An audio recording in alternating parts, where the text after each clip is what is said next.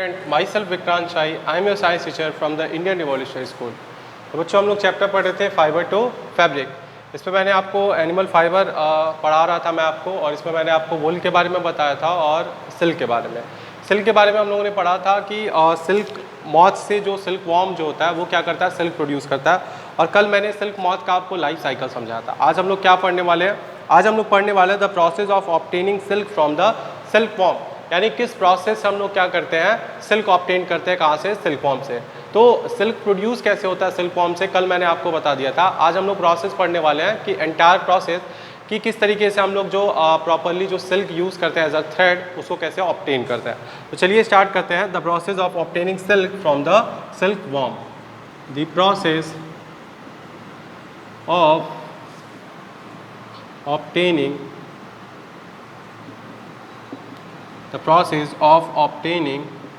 silk from the silk worm, यानी silk worm से किस तरीके से हम लोग सिल्क को क्या करते हैं, ऑब्टेन करते हैं। ठीक, तो सबसे पहला प्रोसेस जो होता है इसमें होता है रेयरिंग। रेयरिंग क्या होता है? The silkworm farmers buy the eggs of the silk moth and raise them. Rearing होता है जो सिल्क वॉर्म के फार्मर्स होते हैं, ठीक है, यानी जो सिल्क वॉर्म्स को क्या करते हैं, रेयर करते हैं, ग्रो कराते हैं। ठीक, वो क्या करते हैं, इनके अंडों को खरीदते हैं सिल्क मॉथ को, और उसको क्या करते हैं, बड़ा करते हैं, उसको क्या करते हैं, ग्रो कराते हैं। तो सबसे पहला प्रोसेस हो जाता है इसमें रेयरिंग। रेयरिंग, तो रेयरिंग में आप लोग लिख लीजिए the silk worm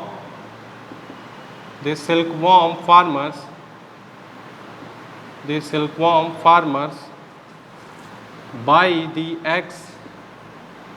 by the eggs of the silk moth and raise them। तो सबसे पहला प्रोसेस जो होता है उसमें होता है रेयरिंग, यानी सिल्क वॉर्म फार्मर जो होते हैं वो क्या करते हैं, सिल्क मॉथ के अंडों को खरीदते हैं और उसको क्या करते हैं, ग्रो कराते हैं, उसको रेज कराते हैं। ठीक, सेकेंड स्टेप आपका क्या होता है, these eggs are generally large in number as single moth can lay about 100 eggs at a time। ये जो eggs होते हैं लार्ज होते हैं, नंबर में बहुत ज़्यादा होते हैं संख्या में। क्यों? क्योंकि एक सिल्क मॉथ जो होती है वो लगभग कितने अंडे दे सकती है, 100 eggs दे सकती है एक टाइम पे। These eggs are generally large in number। These eggs are generally large in number, ज़्यादातर क्या होती है, लार्ज होती है नंबर में, because as single moth can lay about 100 of eggs at a time. यानी एक बार में 100 से अधिक अंडे एक सिल्क मॉथ क्या कर सकती है, दे सकती है। तो इस तरीके से जो रेयरिंग होती है, सिल्क वॉर्म फार्मर जो होते हैं वो क्या करते हैं, अंडों को खरीदते हैं और उनकी रेयरिंग करते हैं, मीन्स उसको ग्रो कराते हैं। और ये जो अंडे होते हैं वो ज़्यादातर क्या होते हैं, नंबर्स में बहुत ज़्यादा होते हैं। These eggs are stored in environment having an appropriate temperature, humidity and hygienic condition। इन अंडों को कहाँ पे रखा जाता है, एक ऐसे जगह पे रखा जाता है जहाँ पे क्या होता है, एक नेचुरल इन्वायरमेंट क्रिएट किया जाता है। हैविंग एन अप्रोप्रिएट टेम्परेचर, सही तापमान होता है, ह्यूमिडिटी होती है और हाइजीनिक कंडीशन होता है। These eggs are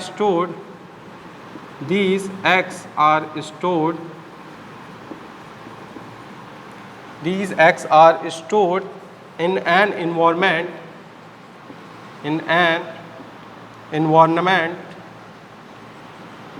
having an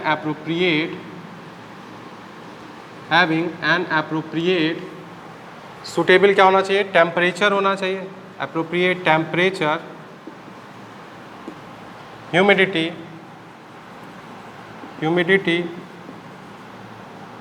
and hygienic condition। यानी इन अंडों को ऐसी जगह पे स्टोर किया जाता है जहाँ पे एक नेचुरल इन्वायरमेंट क्रिएट किया जाता है। किस तरीके से? Having an appropriate temperature, humidity and hygienic condition. In order to hatch the larva out of the eggs are heated. तो अंडों में से लार्वा निकले, इसके लिए क्या किया जाता है, इन अंडों को हीट किया जाता है, थोड़ा सा क्या दिया जाता है, टेम्परेचर इंक्रीज कर दिया जाता है। In order to hatch the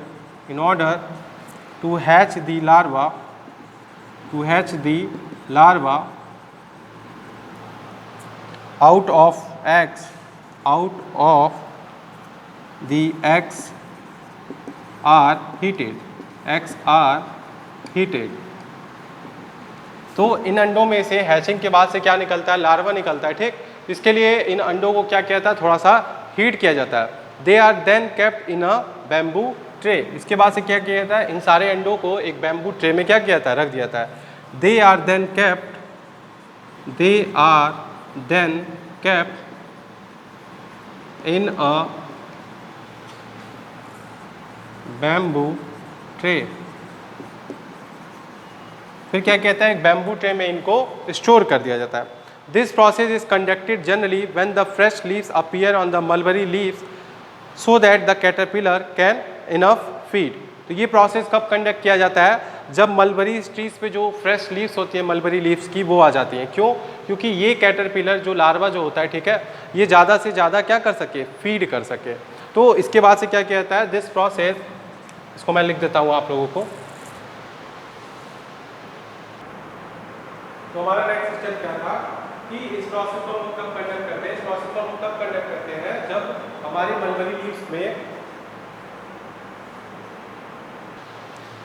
mulberry leaves में क्या होते हैं, नए पत्ते आ जाते हैं, ठीक। यानी जो मलबरी ट्रीज होते हैं उसमें नए पत्ते आ जाते हैं, तब इस प्रोसेस को कंडक्ट किया जाता है। बिकॉज जो हमारा लार्वा जो होता है, कैटरपिलर जो होता है, उसको ज़्यादा से ज़्यादा क्या कराया जा सके, फीडिंग कराया जा सके। तो इसको मैं यहाँ पे लिख देता हूँ, this process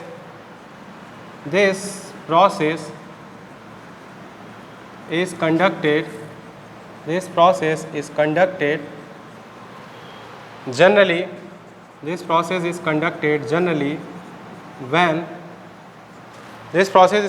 generally when the fresh leaves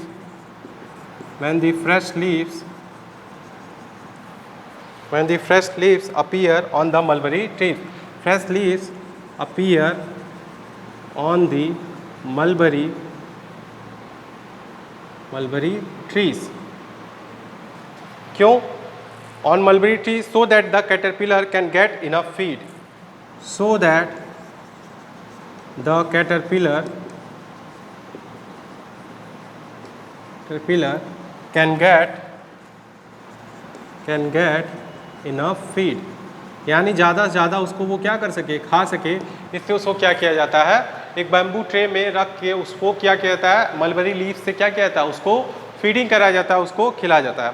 the caterpillar feeds around 25 to 30 days. जो आपका कैटरपिलर होता है वो क्या करता है, फीडिंग करता है around, caterpillar feeds around 25 to 30 days. तो जो आपका कैटरपिलर वो क्या करता है, 25 से 30 डेज तक इन्हीं मलबरी लीव्स पे क्या करता है, फीडिंग करता है। And then moves into a chamber into the tray to build the cocoon. और उसके बाद से जब ये फीडिंग कर लेता है और साइज में ग्रो कर जाता है, उसके बाद से क्या करते हैं, इसको एक दूसरे चैम्बर में शिफ्ट कर दिया जाता है, एक दूसरे ट्रे में चैम्बर में शिफ्ट कर दिया जाए, जहाँ पे ये क्या करता है, अपना कोकोन क्या करता है, डेवलप करता है, जहाँ पे अपना कोकोन ये बनाता है, ठीक। Then it is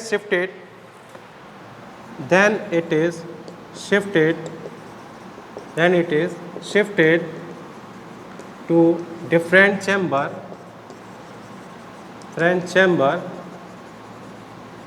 where it can form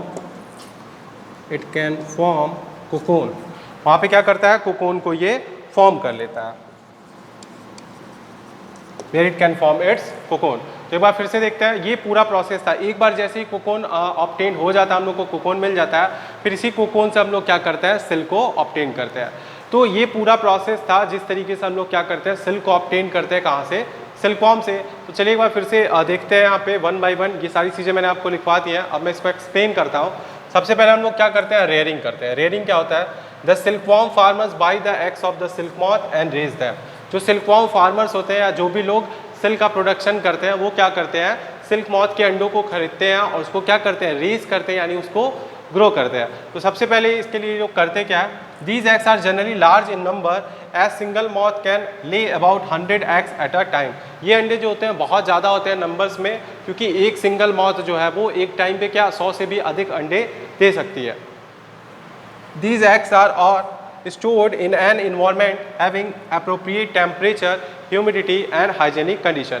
इन अंडों को एक नेचुरल इन्वायरमेंट दिया जाता है, एक नेचुरल इन्वायरमेंट क्रिएट किया जाता है, हैविंग किस तरीके से एक अप्रोप्रिएट एक सुटेबल टेम्परेचर देके, ह्यूमिडिटी देके और हाइजेनिक कंडीशन यानी साफ सफाई रख के। In order to hatch the larva out of the eggs are heated. तो इन एग्स में से क्या निकलता है, हैचिंग के बाद से लार्वा निकलता है, ठीक। तो इन एग्स को क्या किया जाता है, हल्का सा हीट किया जाता है, थोड़ा सा गर्माहट दिया जाता है ताकि हैचिंग हो और इसमें से क्या निकले, लार्वा निकले। They are then kept in a bamboo tray. उसके बाद से जब लार्वा निकल जाता है, ठीक है, तो उसको क्या करते हैं, वहाँ पे एक अलग शिफ्ट कर देते हैं, एक अलग बैम्बू ट्रे में रख के क्या करते हैं, उसको अलग शिफ्ट कर देते हैं। उसके बाद से इस बैम्बू ट्रे में रखे हुए जितने भी लार्वा रहते हैं उसको क्या कराते हैं, फीडिंग कराते हैं। और फीडिंग किससे कराते हैं, मलबरी लीफ से कराते हैं। जो आपका सिल्क मॉथ होता है वो किस पे फीडिंग करता है, ये वो क्या खाता है, मलबरी लीव्स खाता है, ठीक। तो ये प्रोसेस जो है ये तब किया जाता है, ये बैम्बू ट्रे में शिफ्ट करने वाला प्रोसेस तब किया जाता है जब फ्रेश लीव्स जब फ्रेश लीव्स क्या होती है, मलबरी ट्रीज पे ग्रो करती हैं, तब वहाँ पे इन लार्वा को शिफ्ट कर दिया जाता है एक अलग चैम्बर में, जहाँ पे ये कैटरपिलर्स जो होते हैं वो क्या करते हैं, फीडिंग करते हैं। उसके बाद से क्या होता है, caterpillar feeds around 25 to 30 days. तो ये प्रोसेस जो है करीब 25 से 30 दिन तक चलता है, जहाँ पे जो आपका कैटरपिलर होता है, लार्वा ग्रो करके कैटरपिलर में फॉर्म होता है और ये क्या करता है 25 से 30 डेज तक क्या करता है, फीडिंग करता है ऑन मलबरी लीव्स। तो फीडिंग के बाद से जब कैटरपिलर क्या करता है, सिल्क प्रोड्यूस करना स्टार्ट कर देता है, मीन्स अपने बॉडी के किनारे जो नेट बुनना स्टार्ट कर देता है, जो मैंने कल आपको समझाया था। उसके बाद से क्या करते हैं, इसको एक अलग ट्रे में शिफ्ट कर देते हैं जहाँ पे ये अपने कोकोन का फॉर्मेशन करता है। और एक बार जब हम लोग को कोकोन मिल जाता है तो यहीं से हम लोग सिल्क को क्या करते हैं, ऑब्टेन करते हैं। इसके बाद के प्रोसेस को देखते हैं कि प्रोसेसिंग ऑफ सिल्क होता कैसे है। इस तरीके से तो हम लोगों ने क्या किया, कोकोन को ऑब्टेन कर लिया। हम लोग जो ये कॉमर्शियली प्रोड्यूस करते हैं सिल्क, वो इसी प्रोसेस से करते हैं। नेचुरली भी सिल्क प्रोड्यूस होता है, वहाँ पे हम लोग को क्या करना होता है, हम लोग को मलबरी ट्रीज पे जाके वहाँ से कोकोन को इकट्ठा करना होता है, ठीक। और इस तरीके से भी करते हैं। और कॉमर्शियली करने के लिए हम लोग क्या करते हैं, रेयरिंग करते हैं और इन सारे स्टेप्स को क्या करते हैं, फॉलो करते हैं। तो चलिए देखते हैं कोकोन को ऑब्टेन करने के बाद से हम लोग सिल्क को कैसे प्रोसेस करते हैं, सिल्क को किस तरीके से ऑब्टेन करते हैं। तो next what we will study is processing of silk. इसके बाद से हम लोग क्या पढ़ने वाले हैं, सिल्क के प्रोसेसिंग को पढ़ने वाले हैं, किस तरीके से सिल्क का प्रोसेसिंग होता है।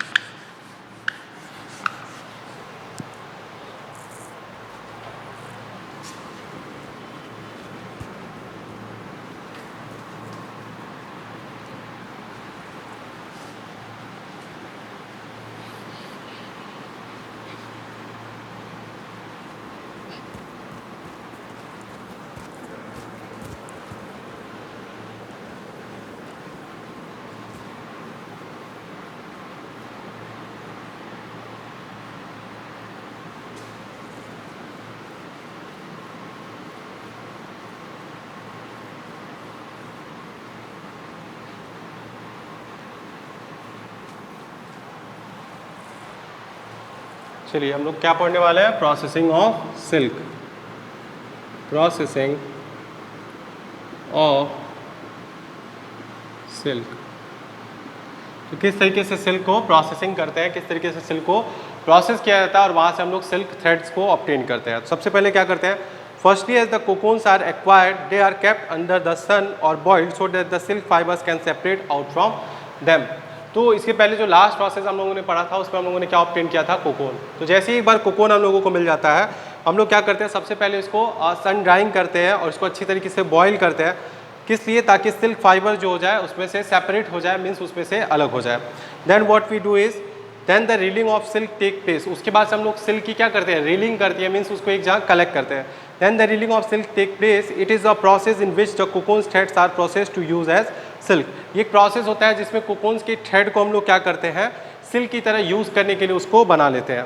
देन द सिल्क फाइबर्स दस ऑब्टेन्ड आर ड्रॉन और रोल्ड इनटू द थ्रेड्स। और इस तरीके से जो हम लोग को सिल्क फाइबर्स मिलता है उसको अलग अलग थ्रेड्स में, यार्न्स में हम लोग क्या करते हैं, रोल कर लेते हैं और उसको फर्दर यूज़ करते हैं। तो ये प्रोसेसिंग था आपका सिल्क का। तो इसको मैं लिख के समझा देता हूँ। Firstly as the cocoons are acquired, they are kept under the sun, or boiled so that the silk fibers so that the silk fibers can separate out, so that the silk fibers can separate out from them. यानी सबसे पहले क्या करते हैं, कोकोन्स को acquire करते हैं, इकट्ठा करते हैं, उसके बाद उसको क्या करते हैं, सन ड्राइंग करते हैं और बॉईल कर देते हैं ताकि उसमें से सिल्क फाइबर्स क्या हो जाए, सेपरेट हो जाए, अलग हो जाए। इसके बाद से क्या करते हैं, then the reeling of the silk take place, then the railing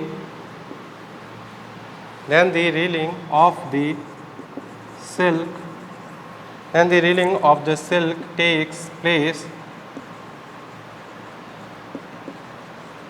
It is a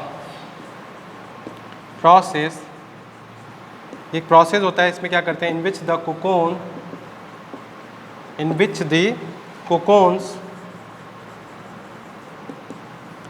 threads are processed,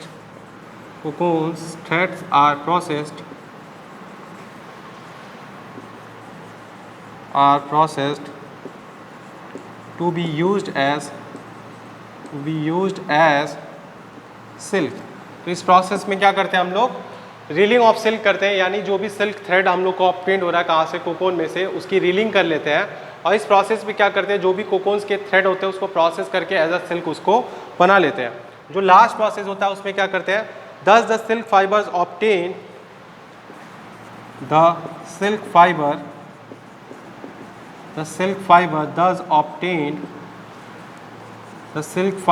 does obtained are drawn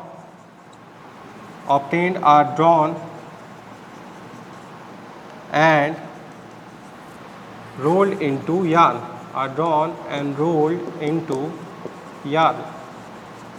तो सबसे लास्ट में हम लोग क्या करते हैं, जो भी सिल्क फाइबर हम लोगों ने ऑब्टेन कर लिया, ठीक है, उसको क्या करते हैं, रोल कर लेते हैं यार्न्स में और क्या करते हैं, उसको फिर हम लोग फर्दर यूज़ करते हैं जो भी हमारे क्लॉथिंग मटेरियल है उसको बनाने के लिए। तो ओवरऑल ये प्रोसेस था ऑब्टेन करने का silk from the silk worm. सबसे पहले मैंने आपको बताया था the process of obtaining silk from the silk worm, किस तरीके से हम लोग सिल्क ऑब्टेन करते हैं सिल्क वॉर्म से। इसमें मैंने आपको बहुत सारे प्रोसेस के बारे में बताया। एट लास्ट हम लोगों ने क्या ऑब्टेन किया था, कोकोन को ऑब्टेन करने के बाद से जो प्रोसेसिंग होती है सिल्क की, वो क्या करते हैं, सबसे पहले उसको सन ड्राइंग करते हैं, उसको बॉईल कर देते हैं ताकि उसमें से सिल्क फाइबर्स क्या हो जाए, सेपरेट हो जाए, और फिर क्या करते हैं, उसकी रीलिंग करते हैं, ठीक है। और इस प्रोसेस में हम लोग क्या करते हैं, कोकोन के थ्रेड्स को as a proper silk thread में कन्वर्ट कर लेते हैं। And last what we do is कि उसको हम लोग क्या करते हैं, अलग अलग यार्न्स में क्या करते हैं, कलेक्ट कर लेते हैं और फर्दर उसको क्लोथिंग मटेरियल के लिए यूज़ करते हैं। तो इसी के साथ ही हमारा ये जो टॉपिक था सिल्क का, वो भी क्या हो गया, ख़त्म हो गया। बाकी कुछ चीज़ें इस चैप्टर में रह गई है जो मैं आपको अगली क्लास में बताऊँगा। सो आज जो भी मैंने पढ़ा है, होप आप लोग को समझ में आएगा। सो आज के लिए बस इतना है। Thank you class, have a good day.